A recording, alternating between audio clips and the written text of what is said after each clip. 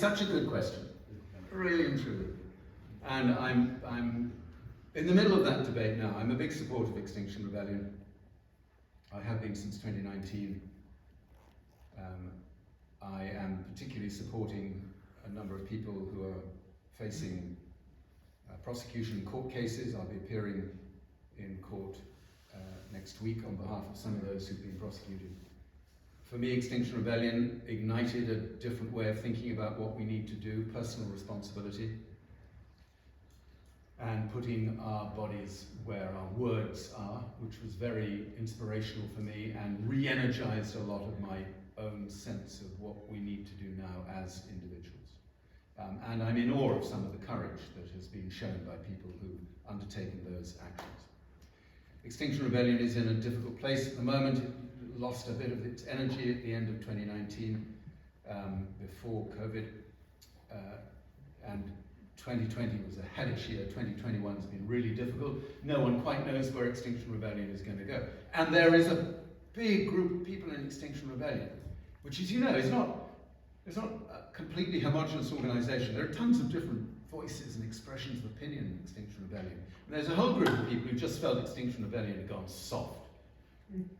So when Extinction Rebellion was launched, it was the radical fringe.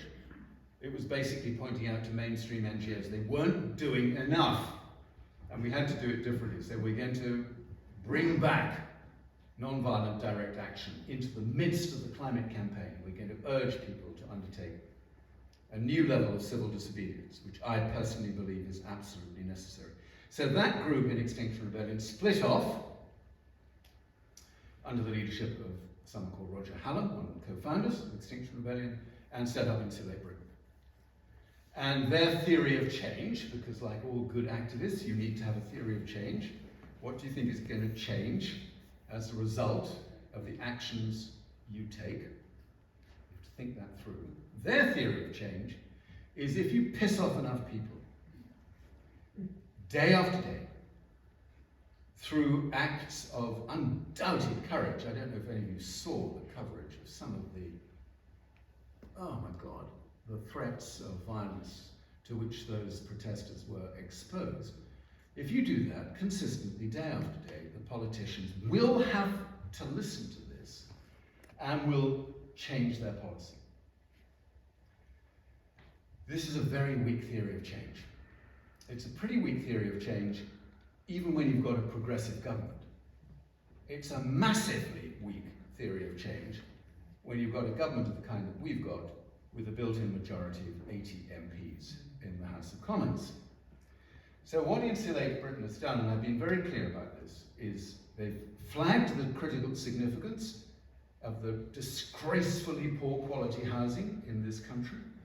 It is an utter scandal that 3 million people live in fuel poverty in this country, and by the end of this winter it'll be 3.5 million people living in fuel poverty, because what the government has done on a host of different counts, I won't go there, 3.5 million people living in fuel poverty, which means day by day they are making choices between heat and eat. Can we stay warm today or can we eat today?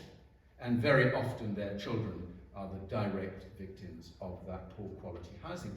Insulate Britain couldn't be more right in pointing out that that's a cause that we have to deal with. So then you come to the tactics. And the tactics have been leapt on, of course, by this country's ferociously right-wing media. They've turned it against the whole civil disobedience arm of the climate movement. They've used it to disparage and attack the science on which these protesters have based their case. Their science is impeccable, by the way. The story about how to insulate homes in this country is incredibly well known. It's not difficult. We know how to do this.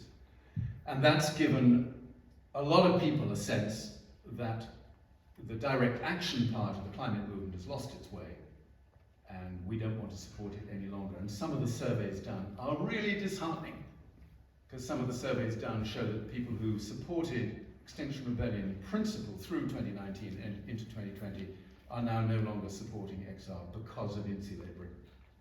That really upsets me. So when I was asked what should Insulate Britain do, obviously my advice was pretty standard, as you can imagine, which was to say, if you've got a tube of super glue and you've got enough courage to do what you're doing, because boy, that takes some courage, go and glue yourself to the places that are directly involved in fuel poverty in this country. For instance, the head offices of all the volume house builders who continue to really undermine the housing market in this country through their land profiteering and through the very poor quality housing that they're still responsible for today. If you're up for it, go and glue yourself to the bloody Treasury. It's the Treasury that refuses to invest in retrofitting housing stock in this country. You will get arrested, sure as hell. If you stick yourself to the front of Treasury, you can guarantee you're going to be arrested. In fact, you'll have a hell of a job getting yourself stuck on the front of Treasury, because it's a bit better protected than a slip road onto the M25. But if you want to connect the cause with the reason why your cause is right, get off the slip roads and go and take your argument to the people who can make a real difference. Not sure how well that advice has been received. I'm glad they've withdrawn their actions until the end of this week, when they're going to review whether or not they're going to return to that course of action. There are only about 500 people involved in Insulate Britain, by the way. They're going to revisit their tactics and then decide next week, in the run-up to Glasgow, whether they should do things differently. That's my reasoning behind why I'm a bit nervous about Insulate Britain. And I'm a bit nervous about banging on for too long this evening. So, Jerry, over to you.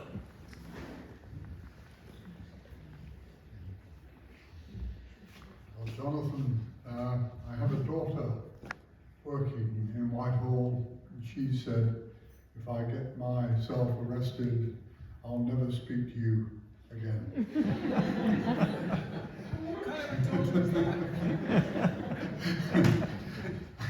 But Jonathan, you are as inspiring as ever.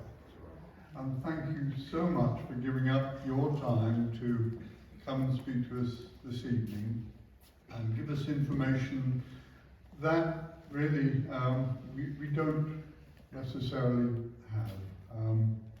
I'm sure that we all enormously value what you have to say to us. And do go and buy the book, folks. Thank you.